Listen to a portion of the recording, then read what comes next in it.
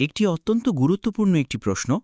ইসলামী ইতিহাসে বিশেষ করে খোলাফায়ে রাশেদিনের যুগে নামাজ ও জাকাত ছাড়া কি অন্য কোনো ক্ষেত্রে মানুষকে বাধ্য করার বা শাস্তি দেওয়ার কোনো উদাহরণ আছে?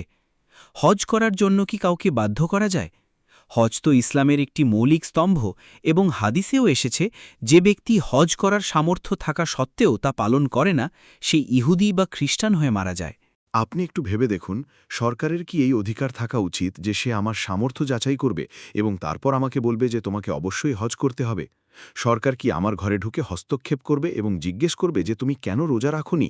না, ইসলামী ইতিহাসের কোথাও এমন কোনো হস্তক্ষেপ করার প্রমাণ নেই। রাষ্ট্র আমার জন্য জিহাদে যাওয়ার কোনো বাধ্যতামূলক আইন তৈরি করতে পারে না, আমাকে রোজা রাখতে বাধ্য করতে পারে না। এসবের জন্য আমি সরাসরি আল্লাহর কাছে জবাবদিহি করতে বাধ্য। তবে এর মানে এই নয় যে আমি ছাড় পেয়ে গেছি। আল্লাহর দরবারে আমার বিচার হবে। কিন্তু রাষ্ট্রের দায়িত্ব কি? রাষ্ট্র কেবল দুটি আদেশ, নামাজ ও জাকাত কার্যকর করতে পারে। বাকি সব মুনকারাত বা মন্দ কাজ, যা অপরাধের পর্যায়ে পড়ে, তা প্রতিহত করবে। যেমন কেউ যদি উত্তরাধিকার আইনের লঙ্ঘন করে, তবে সে অন্যের হক নষ্ট করেছে, তাই তাকে শাস্তি দেওয়া হবে। এখানে আমার একটি প্রশ্ন রয়েছে। হাদিসে এসেছে যে হাত দিয়ে মন্দ কাজ থামাতে পারে, সে যেন হাত দিয়ে তা প্রতিহত করে। ইসরার সাহেবের কাছে আমার প্রশ্ন হল, ইতিহাসের নিরিখে সাহাবায়ে কেরাম এই নির্দেশকে কিভাবে বাস্তবে প্রয়োগ করেছেন? দেখুন, যারা মদ খেয়েছে তাদের চাবুক মারা হয়েছে, এটি কেবল উপদেশ ছিল না। যখন কোনো অপরাধ হবে তখন অবশ্যই শাস্তি দেওয়া হবে। পৃথিবীর সব সরকারই এটি করে। তবে আমার বিল মারুফ এবং নাহি আনিল মুনকারের ক্ষেত্রে আমার শব্দটি আরবি ভাষায় পরামর্শ এবং আদেশ উভয় অর্থেই ব্যবহৃত হয়। সাধারণত প্রত্যেক ব্যক্তি তার নিজ নিজ ক্ষমতার গণ্ডির মধ্যে আদেশ দেবে। আমার তো আপনার উপর কোনো অধিকার নেই, তবে আমি বলতে পারি, ভাই আপনি কেন রোজা রাখছেন না, আপনার রোজা রাখা উচিত। কিন্তু ঘরের ভেতরে আমি আমার ছেলেকে জোর করে বলতে পারি যে তোমাকে রোজা রাখতেই হবে। একইভাবে সরকারের কাজ হল শক্তির মাধ্যমে নাহি আনিল মুনকার অর্থাৎ মন্দ কাজ প্রতিহত করা। কিন্তু সেই হাদিসে তো কেবল নাহিয়ানিল মুনকারের কথা বলা হয়েছে। যদি আমি ভুল না করি, সম্ভবত এটি সাঈদ ইবনে মুসাইয়িবের বর্ণনা। হ্যাঁ, সেই বর্ণনার ৩টি স্তর রয়েছে। যে ব্যক্তি মন্দ কাজ দেখবে সে যেন শক্তি দিয়ে তা পরিবর্তন করে। যদি শক্তি না থাকে তবে যেন মুখ দিয়ে প্রতিবাদ করে। আর যদি তাও না পারে তবে যেন অন্তর থেকে সেটাকে ঘৃণা করে। এটি সাধারণ মানুষের অবস্থার জন্য। কিন্তু যে আয়াতের কথা গামিদি সাহেব বলছেন সেটি হল রাষ্ট্রের বিষয়। আল্লাযীনা ইম্মাক্কান্নাহুম ফিল আরদি আকামুস সালাতা ওয়া আতুজ জাকাতা ওয়া আমরু বিল মা'রুফ ওয়া নাহাউ আনিল মুনকার। এখানে বাস্তবায়নের কথা বলা হয়েছে। ভালো কাজগুলো রাষ্ট্র প্রতিষ্ঠিত করবে। জাকাত তো আপনার থেকে বাধ্যতামূলকভাবে নেওয়া হবেই, কিন্তু এছাড়া মানুষের ওপর নৈতিক দাবিও আছে। সম্পদের ওপর জাকাত ছাড়াও হক আছে। এই ধারণা ভুল যে ইসলামে জাকাত ছাড়া আর কোনো ট্যাক্স নেই।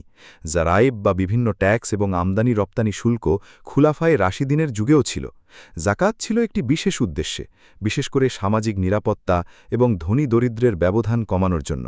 কিন্তু সেই যুগে শহরের রাস্তাঘাট উন্নয়ন বা প্রশাসনিক কাজের জন্য ট্যাক্স নেওয়া হতো। কিন্তু গামিদি সাহেব, যদিও আজকের আমাদের আলোচনার বিষয়বস্তু এটা নয়, কিন্তু তারপরেও সংক্ষেপে এই বিষয় দয়া করে বলুন। আমি নিশ্চয়তার সাথে বলছি, খোলাফায়ে রাশেদিনের যুগে মুসলমানদের ওপর জাকাত ছাড়া এক পয়সাও ট্যাক্স ধার্য করা হয়নি।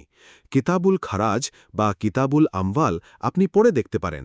আমার সারা জীবন এই গ্রন্থ অধ্যয়নেই কেটেছে। এমন কোনো ট্যাক্সের অস্তিত্ব নেই। কিন্তু শুল্ক তো নেওয়া হতো। মুসলমানদের ওপর সেই ২.৫% নেওয়া হতো, অর্থাৎ সেটি ছিল জাকাত। জাকাত ছাড়া মুসলমানদের ওপর আমদানি রপ্তানি বা অন্য কোনো ট্যাক্স ছিল না। কিন্তু এক শহর থেকে অন্য শহরে পণ্য নেওয়ার সময় জারাইব বা কর তো নেওয়া হতো। সেটি কেবল অমুসলিমদের থেকে নেওয়া হতো। আপনি এ বিষয়ে একমত নন? অন্য ট্যাক্সও নেওয়া যেতে পারে। এমনকি ফুকাহাদের ঐক্যমত্য আছে যে যদি রাষ্ট্র মনে করে কেবল জাকাতের টাকা দিয়ে গরিবদের প্রয়োজন মিটছে না, তবে রাষ্ট্র জোর করে জাকাত ছাড়াও অতিরিক্ত অর্থ সংগ্রহ করতে পারে। তাহলে এটা ভুল হবে না? হ্যাঁ, এটি ভুল হবে না। তবে রাসূল সাল্লাল্লাহু আলাইহি ওয়াসাল্লাম এবং খোলাফায়ে রাশিদিনের যুগ আমাদের জন্য আদর্শ। সেই সময় কি হতো? সেই সময়ে সব ঠিকঠাক চলছিল, কারণ জাকাত দিয়েই প্রয়োজন মিটে যেত। মানুষকে এমন নৈতিক শিক্ষা দেওয়া হয়েছিল যে তারা যেন উপার্জন করতে আগ্রহী হয়, তারা যেন জাকাতের উপর নির্ভর না করে, এবং একান্ত অভাব ছাড়া কেউ জাকাত নিতে চাইত না। তাই জাকাত দিয়েই সব অভাব পূরণ হয়ে যেত। তবে ব্যবসা বাণিজ্য বা হাটে বাজারে পণ্যের উপর জারাইব বা ট্যাক্স খোলাফায়ে রাশিদিনের সময়েও বিদ্যমান ছিল। এই বিষয়ে আপনার মতামত কি? আমি আবারও বলছি, কোনো ট্যাক্স ছিল না। এমনকি জরুরি অবস্থায় এমনটি করার অনুমতি আছে কিনা তা নিয়েই ফুকাহাদের মধ্যে বিতর্ক আছে। এক্ষেত্রে ইবনে হাজমের ভিন্ন মত আছে, যা আপনি উল্লেখ করলেন। তবে বাকিরা একমত যে যদি কোনো সরকার জাকাত ছাড়া অন্য কোনো ট্যাক্স ধার্য করে, তবে সেটি অনৈসলামিক কাজ হবে। ওমর বিন আব্দুল আজিজের সময়ে যারা ইসলাম গ্রহণ করেছিল, তখন সরকারি কর্মকর্তারা তাদের ওপর আগের মতোই জিজিয়া কর জারি রাখতে চেয়েছিল, যাতে সরকারি কোষাগার খালি না হয়। ওমর বিন আব্দুল আজিজ তা কঠোরভাবে বন্ধ করে দিয়ে বলেছিলেন, রাসূল সাল্লাল্লাহু আলাইহি ওয়াসাল্লামকে আল্লাহ কর সংগ্রাহক হিসেবে পাঠাননি, বরং সত্যের দাওয়াত দেওয়ার জন্য পাঠিয়েছেন। এরপর তিনি সেই কর বাতিল করে দেন। এই বিষয়ে আপনার মতামত কি? মুসলমান হওয়ার পর তো জিজিয়া থাকে না, তবে তাদের সেই চাষযোগ্য জমিগুলো খরাজি জমি হিসেবেই গণ্য হতো এবং সরকার সেখান থেকে কর আদায় করত। তাহলে কি তখন সরকারের আর কোনো আর্থিক প্রয়োজন ছিল না? তারা তো বলতে পারত যে অমুসলিমদের থেকে যেহেতু জিজিয়া নেওয়া বন্ধ হয়ে গেছে, তাই অন্য কোনো ট্যাক্স বসিয়ে দেওয়া হোক।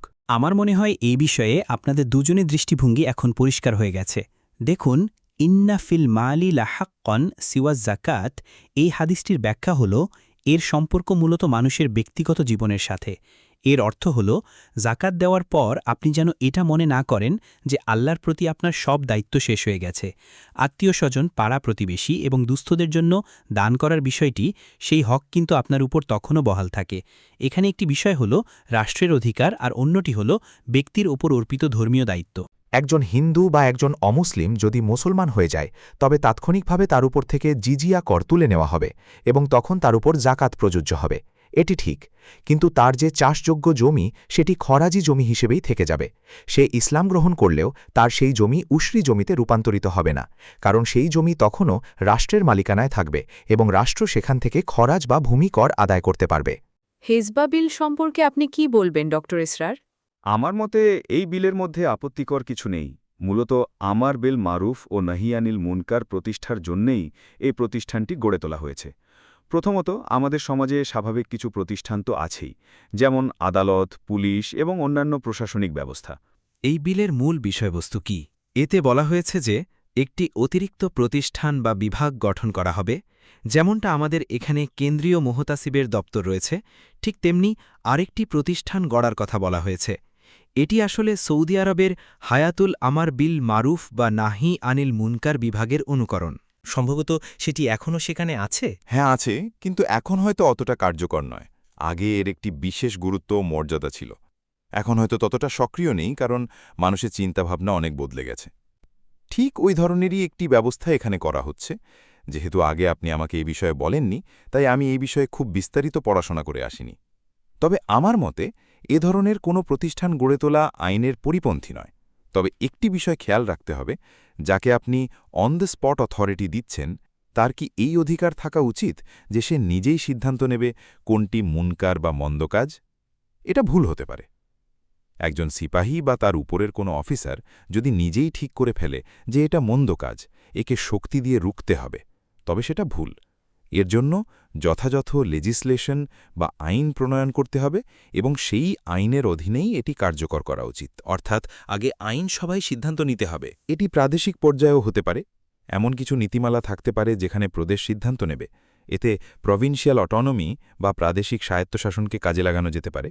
ধরুন এমএমএ যদি সিদ্ধান্ত নেয়, যদিও তারা বলে তারা তালিবান নয়, কিন্তু তারা যদি আইন করে যে কোনো নারীর পর্দা না করে বাজারে বা রাস্তায় আসা জায়েজ নয়, তবে তারা আইন বানাতে পারে। যেমনটা সৌদি আরবে আছে। জি, সৌদি আরবে আইন আছে। তারা এত বড় দেশ, অনেক আধুনিক হয়েছে, শিক্ষার হার অনেক উপরে, আমাদের চেয়ে 1000 গুণ উন্নত। তবুও সেখানে এই আইন এখনও চলছে। ঘরের ভেতর আপনি যা খুশি পড়ুন, তাতে তাদের কোনো আপত্তি নেই। ঘরের পোশাক যেমনই হোক, সেটা কোনো বিষয় নয়। কিন্তু যখনই আপনি বাইরে আসবেন, তখন আপনাকে আবায়া বা বোরকা পরতে হবে এবং হিজাব পরতে হবে। হিসবা বিল সম্পর্কে আপনার মতামত কি? আমি অত্যন্ত বিনয়ের সাথে এই বিষয়ে দ্বিমত পোষণ করছি। হিজবা বিল একটি সম্পূর্ণ অপ্রয়োজনীয় বিল। আপনি তো নিজেই বলছেন যে আমর বিল মারুফ ওয়া নাহি আনিল মুনকার দ্বীনের মধ্যে বাধ্যতামূলক বিষয়। দেখুন, কোরআন যে অর্থে এটি ব্যবহার করেছে, পৃথিবীর প্রতিটি সরকারই সেই কাজগুলো করে। তারা ভালো কাজের উৎসাহ দেয় এবং মন্দ কাজগুলো থেকে মানুষকে বিরত রাখে। যেমন সরকার ঘুষ বন্ধের চেষ্টা করে, খাবারে ভেজাল মেশানো রোধ করে। এগুলো কি তারা কার্যকর করে না? তাহলে ইসলামী সরকার আর ইসলামিক সরকারের মধ্যে পার্থক্য কি রইল? দেখুন, পৃথিবীতে কিছু স্বীকৃত বিষয় আছে। এখন যেহেতু পুরো বিশ্ব গণতন্ত্র গ্রহণ করেছে, আপনি কি বলবেন যে আমাদের দেশে এটি থাকা উচিত নয়? সারা বিশ্বে এটি স্বীকৃত যে যেসব মন্দ কাজ অপরাধের পর্যায়ে পড়ে সেগুলোই হল মুনকার, যা শক্তি দিয়ে দমন করা উচিত। ঘুষ বন্ধ করতে হবে, ভেজাল দূর করতে হবে, দুর্নীতির বিরুদ্ধে ব্যবস্থা নিতে হবে।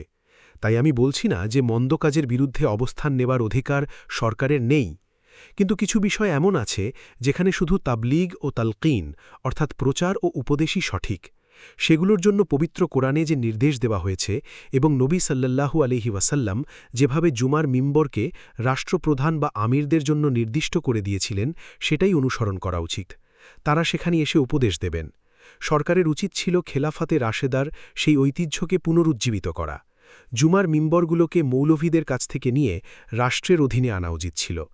রাষ্ট্রপ্রধানরা সেখানে গিয়ে মানুষকে সৎ উপদেশ দিতেন। এরপর আসে পুলিশের কথা। আমাদের পুলিশ বাহিনীতে এমন অনেক ধারা আছে যা পুলিশকে অনেক ক্ষমতা দেয়। আপনি পুলিশ অ্যাক্ট পড়ে দেখুন, সেখানে অসংখ্য বিষয় আছে যেখানে পুলিশ ব্যবস্থা নিতে পারে। যদি মনে হয় কিছু মন্দ কাজ পুলিশের আওতায় আসা উচিত, তবে আপনারা অ্যাসেম্বলিতে আইন পাশ করে তা পুলিশকে দিয়ে দিন। এর জন্য আলাদা করে একটি সমান্তরাল ব্যবস্থা গড়ার কী প্রয়োজন? আর ইসলামিক নৈতিক মূল্যবোধ রক্ষা করার জন্য একটি হিজবা ফোর্স থাকবে, যারা মানুষের ব্যক্তিগত বিষয়ে হস্তক্ষেপ করবে এবং তাদের বিচারিক ক্ষমতার ঊর্ধ্বে রাখা হবে। আমি এই বিলের প্রতিটি শব্দ পড়েছি। এটি একটি সম্পূর্ণ অর্থহীন বিল, এর কোনো ভিত্তি নেই। আপনার মতে এর কোনো ভিত্তি নেই? তারা যা করতে চাইছেন তাতে অনেক ডুপ্লিকেশন আছে। যেমন ঘুষ বন্ধের জন্য আমাদের দেশে ইতিমধ্যে প্রতিষ্ঠান আছে। মুহতাসিবের কাজ সম্পর্কেও মানুষের ভুল ধারণা আছে। মুহতাসিবের মূল কাজ হল বিদ্যমান আইন অনুযায়ী যেসব সরকারি বিভাগ কাজ করছে তাদের মধ্যে যদি কোনো দুর্নীতি বা আইনের লঙ্ঘন হয়, তবে আপনি মুহতাসিবের কাছে যাবেন। কিন্তু আপনি যদি একদম নতুন একটি সমান্তরাল ব্যবস্থা দাঁড় করিয়ে দেন, তবে আমার মতে এটি ইসলামের জন্য বা দেশের জন্য ফলপ্রসূ হবে না। এটি সমাজের জন্য কোনোভাবেই ভালো হবে না, বরং এতে বিশৃঙ্খলা সৃষ্টি হবে। আমার মনে হয় আপনার এই কাজে নীতিগতভাবে আপত্তি নেই, কিন্তু যেভাবে এটি করা হচ্ছে সেই পদ্ধতির সাথে আপনার দ্বিমত আছে। আমার মতে এই কাজগুলো আগে থেকেই হচ্ছে। দুটি বড় প্রতিষ্ঠান তো আগে থেকেই আছে। একটি আল্লাহর তৈরি করা প্রতিষ্ঠান মসজিদ এবং তার জুমার মিম্বর। যদি আপনারা উপদেশ দিতে চান বা তবলিগ করতে চান, তবে আসুন মিম্বরে দাঁড়ান। যেভাবে খুলাফায়ে রাশেদিন এবং পরবর্তী শাসকরা খুতবা দিতেন এবং মানুষকে ভালো কাজের উপদেশ দিতেন, আপনারাও তাই করুন। যদি আমরুহুম শুরা বাইনাহুম নীতি অনুযায়ী এই আইন পাশ করা হয়, তবে আপনার আপত্তি কোথায়? দেখুন, আমি আগেও অনেকবার বলেছি, তাদের আইন বানানোর অধিকার আছে ঠিকই, কিন্তু আমারও দ্বিমত পোষণ করার অধিকার আছে। আমি বলছি যে এই আইনটি ভুল। এই আইনের মাধ্যমে কেবল বিশৃঙ্খলা সৃষ্টি হবে, এছাড়া আর কোনো লাভ হবে না। আচ্ছা, তারা যদি এমন আইন পাশ করে যে নারীদের জন্য বোরকা পরা এবং পুরুষদের জন্য দাড়ি রাখা বাধ্যতামূলক, তবে আপনার যুক্তি অনুযায়ী তো তারা সেটি করারও অধিকার রাখে। দেখুন, আমি তাদের এই অধিকারে কোনো হস্তক্ষেপ করছি না, কিন্তু আমার দ্বিমত করার অধিকার তো আছে। আমি বলবো এটি এমন একটি কাজ যা আপনার তাবলীগ ও তালকিনের মাধ্যমে করা উচিত। এর জন্য কোনো আইন বানানো ঠিক হবে না। এটি আমার দৃষ্টিভঙ্গি। এ বিষয়ে কি আইন বানানো যাবে? এ বিষয়ে অবশ্যই আইন বানানো যেতে পারে। গামিদি সাহেব, আপনি মনে করেন জোর করে দাড়ি রাখানো যাবে না, তবে উপদেশ দেওয়া যাবে? দাড়ি রাখার জন্য জোর করা যাবে না, শুধু উপদেশ দেওয়া যেতে পারে। কিন্তু আমাদের দেখতে হবে দাড়ি কি সুন্নাত নাকি সুন্নাতে মুআক্কাদা। অনেক আলেমের মতে এটি ওয়াজিব। এটি এমন একটি বিষয় যা মানুষের চেহারায় প্রকাশ পায় এবং এর মাধ্যমে বোঝা যায় ওই ব্যক্তির পরিচয় কি বা সে কোন সংস্কৃতির অনুসারী। কিন্তু অনেক মানুষের তো দাড়িই গজায় না। এখন কি পুলিশ রাস্তায় তাকে ধরলে সে সাথে করে মেডিকেল সার্টিফিকেট নিয়ে ঘুরবে? শুধু এক্সেপশন বা ব্যতিক্রম নিয়ে কথা বলবেন না। সামগ্রিকভাবে দাড়ি হল সুন্নাতে মুআক্কাদা, এমনকি অনেক আলেম একে ওয়াজিব বলেছেন। তো এতে সমস্যা কোথায়? যদি দাড়ি শেভ করা বা কামানো যেতে পারে, তবে দাড়ি রাখাও যেতে পারে। দাড়ি রাখা নিয়ে আপত্তি নেই। আপত্তি হল দাড়ি না রাখাকে অপরাধ হিসেবে গণ্য করা এবং এর জন্য শাস্তি দেওয়া নিয়ে। যদি পার্লামেন্ট এই সিদ্ধান্ত নেয়, তবে তা কার্যকর হবে। এটি কি শরীয়ত বিরোধী? না, এটি শরীয়ত বিরোধী নয়। আপনারা নিজেরাই তো মানেন যে শরীয়তের গণ্ডির ভেতরে থেকে আইন প্রণয়ন করা সম্ভব। দাড়ি তো শিখরাও রাখে, ইহুদিরাও রাখে। আর যদি হিজবা বিল অনুযায়ী এমন আইন হয় যে দাড়ি না থাকলে সাজা হবে, তবে কোনো অমুসলিম দর্শনার্থী দাড়ি না রাখলে তাকে কি সাজা দেওয়া হবে? তাদের উপর এই আইন কার্যকর হবে না। দাড়ি তো তারাও রাখে, আমরাও রাখি। খাবার তারাও খায়, আমরাও খাই। এতে তফাৎ কি? একজন মুসলমানের জন্য এটি পালন করা আবশ্যক। যে ব্যক্তি শেভ করছে সে আসলে কার অনুসরণ করছে? সে পশ্চিমা সংস্কৃতির অনুকরণ করছে। আর যদি কেউ টাই পরে? তাই নিয়ে এখন কথা না বলি, একটি বিষয়েই থাকি। বারবার এদিক ওদিক করলে অসুবিধা হবে। একথা নিশ্চিত যে সামগ্রিকভাবে আমাদের নির্দেশ দেওয়া হয়েছে আমরা যেন অন্য কোনো জাতির সাথে সদৃশ না হই। একেই বলে তাসাব্বুহ। এখন আপনি যদি দাড়ি ছাড়া ক্লিন শেভড হয়ে লন্ডনে যান, তবে কে বলতে পারবে আপনি মুসলমান নাকি হিন্দু নাকি পার্সি? আপনার আইডেন্টিটি হারিয়ে যাবে। একজন মুসলমানকে অবশ্যই তার পরিচয় বজায় রাখতে হবে। শিখরাও দাড়ি রাখে, কিন্তু তাদের দাড়ি রাখার ধরন আলাদা, আর একজন মুসলমানের দাড়ি রাখার ধরন আলাদা। মুসলমান গোঁফ ছোট রাখে, ফলে দুটির মধ্যে আকাশ-পাতাল পার্থক্য থাকে। যারা ফ্রেঞ্চ কাট দাড়ি রাখে তাদের ব্যাপারে কি বলবেন? সেটি ভিন্ন আলোচনা যে দাড়ির পরিমাণ কতটুকু হওয়া উচিত, কিন্তু দাড়ি রাখা শরীয়তের হুকুম, রাসূল সাল্লাল্লাহু আলাইহি সাল্লামের সুন্নাত এবং ওয়াজিব। এটি একজন মুসলমানের পরিচয়ের প্রতীক। আপনার মতে সরকার কি দাড়ি রাখার আইন করতে পারে? আমি আমার দৃষ্টিভঙ্গি পরিষ্কার করে দিয়েছি। দিনের যত হুকুম আছে আমরা তা পালন করি আল্লাহ ও তার রাসূল সাল্লাল্লাহু আলাইহি ওয়াসাল্লামের আনুগত্যের খাতিরে। সেগুলোর জন্য উৎসাহ দেওয়া যেতে পারে, তাবলীগ করা যেতে পারে, কিন্তু নামাজ ও জাকাত ছাড়া অন্য কোনো বিষয়ে রাষ্ট্রের হস্তক্ষেপ করার অধিকার নেই।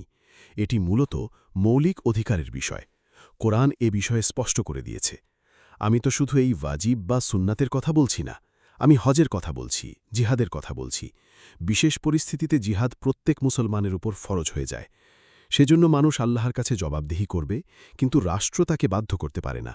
আল্লাহ রাষ্ট্রের সীমা নির্ধারণ করে দিয়েছেন, তাই রাষ্ট্র জোর করে দাড়ি রাখাতে পারে না, জোর করে নারীদের পর্দা করাতে পারে না। যদি রাষ্ট্রের মনে হয় এই কাজগুলো করা উচিত, তবে জুমার মিম্বর আছে, সেখানে মানুষকে উপদেশ দিন, দলিল দিন, মানুষকে বোঝান। আইন প্রণয়নের অধিকার রাষ্ট্রের আছে ঠিকই, কিন্তু সেই আইনের সীমা আল্লাহ ও তার রাসূল সাল্লাল্লাহু আলাইহি ওয়াসাল্লাম নির্ধারণ করে দিয়েছেন। আমার মতে সেই সীমার বাইরে যাওয়ার কোনো সুযোগ নেই।